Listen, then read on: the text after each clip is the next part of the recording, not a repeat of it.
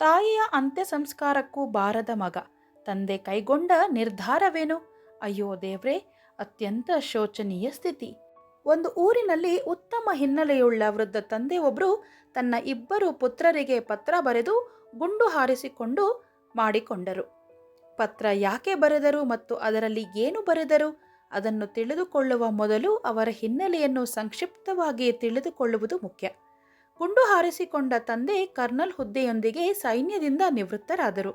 ಅವರು ಲಕ್ನೋದ ಐಷಾರಾಮಿ ಕಾಲೋನಿಯಲ್ಲಿ ತಮ್ಮ ಪತ್ನಿಯೊಂದಿಗೆ ವಾಸಿಸುತ್ತಿದ್ದರು. ಅವರಿಗೆ ಇಬ್ಬರು ಗಂಡು ಮಕ್ಕಳಿದ್ದರು. ಹಿರಿಯ ಮಗನ ಹೆಸರು ಮನೋಜ್ ಮತ್ತು ಕಿರಿಯ ಮಗನ ಹೆಸರು ಚೇತನ್. ಪ್ರೀತಿಯಿಂದ ಮುನ್ನಾ ಮತ್ತು ಚಿಂಟು ಎಂದು ಕರೆಯುತ್ತಿದ್ದರು. ದೂರದ ಅಮೆರಿಕದಲ್ಲಿ ವಾಸಿಸುತ್ತಿದ್ದರು. ಆ ತಂದೆ ತಾಯಿ ತಮ್ಮ ಮಕ್ಕಳನ್ನು ಬೆಳೆಸುವಲ್ಲಿ ಯಾವುದೇ ವಿಷಯದಲ್ಲೂ ಎಳ್ಳಿನಷ್ಟು ಕಡಿಮೆ ಮಾಡಲಿಲ್ಲ. ಆ ಮಕ್ಕಳು ಯಶಸ್ಸಿನ ಮೆಟ್ಟಿಲುಗಳನ್ನು ಏರುತ್ತಲೇ ಇದ್ದರು. ಓದು ಮುಗಿದ ನಂತರ ಅವರು ಎಷ್ಟು ಸಮರ್ಥರಾದರು ಅಂದರೆ ಅವರು ವಿಶ್ವದ ಅತ್ಯಂತ ಪ್ರಸಿದ್ಧ ಕಾರ್ಪೊರೇಟ್ ಕಂಪನಿಯಲ್ಲಿ ಕೆಲಸ ಸಿಕ್ಕಿತು. ಒಳ್ಳೆಯ ಸಂಬಂಧ ನುಡಿ ಮದುವೆಯೂ ಮಾಡಿಸಿದ್ರು. ಕಾಕತಾಳೀಯವಾಗಿ ಇಬ್ಬರು ಸಹೋದರರು ಒಂದೇ ದೇಶದಲ್ಲಿ ವಾಸಿಸುತ್ತಿದ್ದರು, ಸಂಸಾರ ಸಮೇತ, ಆದರೆ ಪ್ರತ್ಯೇಕವಾಗಿ ಅವರವರ ಕುಟುಂಬದೊಂದಿಗೆ. ಒಂದು ದಿನ ಇದ್ದಕ್ಕಿದ್ದಂತೆ ತಂದೆ ತನ್ನ ಇಬ್ಬರು ಮಕ್ಕಳಿಗೆ ಒಂದು ದುಃಖದ ಸುದ್ದಿಯನ್ನು ಕಣ್ಣೀರು ಬಂದರೂ ಅಳಲಾಗದ ಸ್ಥಿತಿಯಲ್ಲಿ ತಿಳಿಸಿದರು. ಮಕ್ಕಳೇ, ಮುನ್ನಾ, ಚಿಂಟು, ನಿಮ್ಮ ತಾಯಿ ಈ ನಮ್ಮನ್ನೆಲ್ಲ ಬಿಟ್ಟು ಹೊರಟು ಹೋದ್ಲಪ್ಪ ಅಂತ ಹೇಳಿದ್ರು. ನನ್ನ ಹೆಂಡತಿಯ ಅಂತ್ಯ ಸಂಸ್ಕಾರ ಮಾಡಲು ತನ್ನ ಮಕ್ಕಳು ಬರುತ್ತಾರೆ ಎಂದು ತಂದೆ ಕಾಯುತ್ತಿದ್ದರು. ಒಂದು ದಿನದ ನಂತರ ಕಿರಿಯ ಮಗ ಚೇತನ್ ಬಂದನು, ಅವನ ಕುಟುಂಬ ಸಮೇತ. ಆ ವೃದ್ಧ ತಂದೆ ಚಿಂಟುಗೆ ಕೇಳ್ದ, ಮುನ್ನ ಯಾಕೆ ಬರಲಿಲ್ಲ ಇನ್ನು? ನಿಮ್ಮ ಕರೆ ಬಂತು ಅಂತ ಮೊದಲ ವಿಮಾನದಲ್ಲಿ ನಾವುಗಳು ಹತ್ತಿ ಬಂದೆವು. ಮನೋಜಣ್ಣ ಬರ್ತಾನೋ ಇಲ್ವೋ ಗೊತ್ತಿಲ್ಲ ಅಂದ.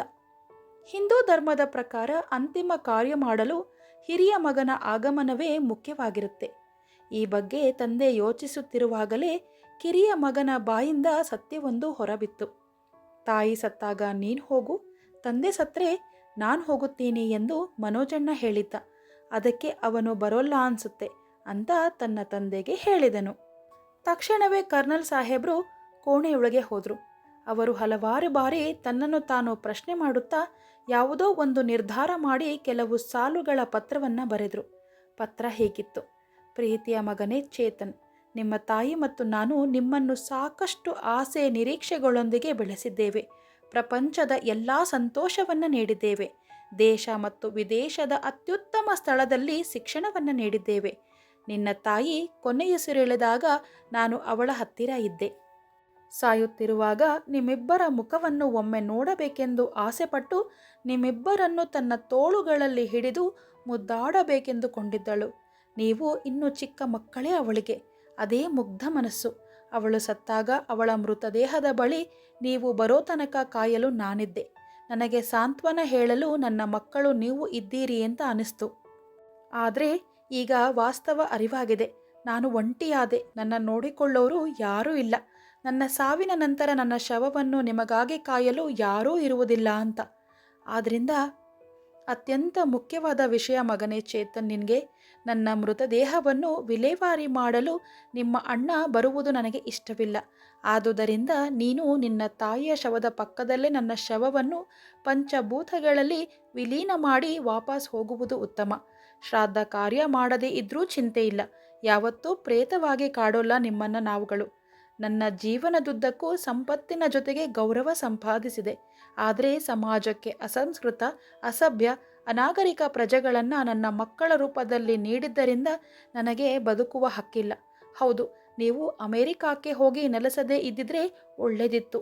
ಈ ತಪ್ಪಿಗೆ ಪ್ರಾಯಶ್ಚಿತ್ತವಾಗಿ ಈ ಕೆಳಗಿನ ನಿರ್ಧಾರ ಮಾಡಿರುವೆ.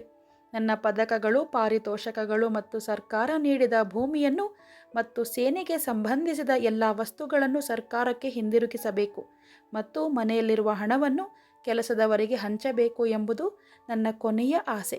ಮತ್ತು ಬ್ಯಾಂಕ್ ಠೇವಣಿ ಇಟ್ಟಿರುವ ಹಣದ ಅರ್ಧ ಭಾಗವನ್ನು ವೃದ್ಧಾಪ್ಯ ಸೇವಾ ಕೇಂದ್ರಕ್ಕೆ ಮತ್ತು ಅರ್ಧವನ್ನು ಸೈನಿಕ ಕಲ್ಯಾಣ ನಿಧಿಗೆ ನೀಡಬೇಕು. ಇಂತಿ ನಿಮ್ಮ ತಂದೆ. ಕೋಣೆಯಿಂದ ಢಮ್ ಎಂದು ಸದ್ದು ಕೇಳಿಸ್ತು. ಕರ್ನಲ್ ಸಾಹೇಬ್ರು ಗುಂಡು ಹಾರಿಸ್ಕೊಂಡ್ರು. ಸ್ನೇಹಿತರೆ, ಇದು ಕಾಲ್ಪನಿಕ ಕಥೆಯಲ್ಲ, ಇದು ಸಂಪೂರ್ಣ ಸತ್ಯ ಘಟನೆ. ಈ ಮನಕಲಕುವ ಕತೆ ನಿಮ್ಗೆ ಇಷ್ಟವಾಯಿತು ಅಂತ ಭಾವಿಸ್ತೀನಿ. ಇನ್ನೊಂದು ಮನಮುಟ್ಟುವ ಕತೆ ಕೇಳಲು ಈ ಮೇಲಿನ ಲಿಂಕನ್ನು ಒತ್ತಿ. ನೀವು ವಿಡಿಯೋವನ್ನು ಇಷ್ಟಪಟ್ಟರೆ ಲೈಕ್ ಮಾಡಿ ಮತ್ತು ಶೇರ್ ಮಾಡಿ. ಈ ರೀತಿಯ ವಿಡಿಯೋಗಳಿಗಾಗಿ ನಮ್ಮ ಚಾನಲನ್ನು ಸಬ್ಸ್ಕ್ರೈಬ್ ಮಾಡ್ಕೊಳ್ಳಿ ಮತ್ತು ಪಕ್ಕದಲ್ಲಿರುವ ನೋಟಿಫಿಕೇಷನ್ ಬೆಲ್ ಐಕಾನನ್ನು ಒತ್ತಿ. ಈ ಕಥೆಯ ಬಗ್ಗೆ ನಿಮ್ಮ ಅಭಿಪ್ರಾಯವೇನು? ದಯವಿಟ್ಟು ಕಮೆಂಟ್ ಮಾಡುವ ಮೂಲಕ ನಮಗೆ ತಿಳಿಸಿ. ನಿಮ್ಮೆಲ್ಲರ ಪ್ರೀತಿ, ಆಶೀರ್ವಾದ ಮತ್ತು ಸಹಕಾರಕ್ಕೆ ನಾವೆಂದೂ ಚಿರಋಣಿ. ಮತ್ತೊಂದು ಮನಮುಟ್ಟುವ ಕಥೆಯೊಂದಿಗೆ ಮುಂದಿನ ವಿಡಿಯೋದಲ್ಲಿ ಬರ್ತೀವಿ. ಕತೆ ಕೇಳಿದ್ದಕ್ಕಾಗಿ ಧನ್ಯವಾದಗಳು.